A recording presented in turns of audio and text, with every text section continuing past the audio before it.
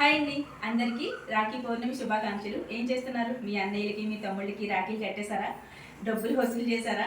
అవన్నీ కాదు కానీ మన ఆశీర్వాదం వాళ్ళకు ఉంటే చాలండి. అంతకన్నా ఏం అక్కర్లేదు. వాళ్ళ ఆశీర్వాదం మనకి, మన ఆశీర్వాదం వాళ్ళకి ఉంటే చాలు. డబ్బులు ఇవన్నీ కాదు, బంధం నిలబడాలి. ఇంకా వచ్చేసి నేనైతే రాఖీ కట్టడానికి లేదు ఈ సంవత్సరం. మా తమ్ముళ్ళు ఇద్దరు కూడా అవైలబుల్లో లేరనమాట, రావడానికి కుదరలేదు. అందుకని చెప్పి నా ఆశీస్సులు మట్టికి ఇచ్చాను ఫోన్ చేసి. రాఖీ కట్టడానికి అయితే కుదరలేదు.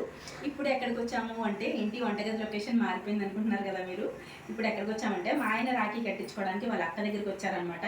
వాళ్ళ అక్క ఇంకా అత్త అనమాట, మేనమామ వాళ్ళ వైఫ్. ఇప్పుడు ఆవిడ చేత రాఖీ కట్టించుకుంటారు. మాకైతే ఆడపడుచులు లేరు, అందుకని చెప్పి ఆవిడ చేత రాఖీ కట్టిస్తాము.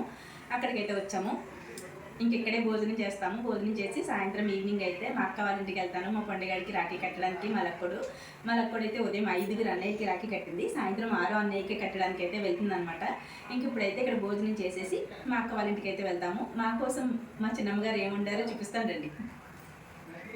ఫస్ట్ అయితే పాయసం, ఇంకా అరటికాయ బజ్జీ, పప్పు మామిడికాయ, కొబ్బరికాయ మామిడికాయ పచ్చడి, చల్లని పెరుగు, ఇంకా టమాటో పచ్చడి, అన్నీ కలుపుకొని తినడానికి వైట్ రైస్. అంతేనండి. ఈవేళ సాటర్డే కదా, స్పెషల్ అయితే ఏం లేవు, సింపుల్గా ఇలాగే వండమని చెప్పాను.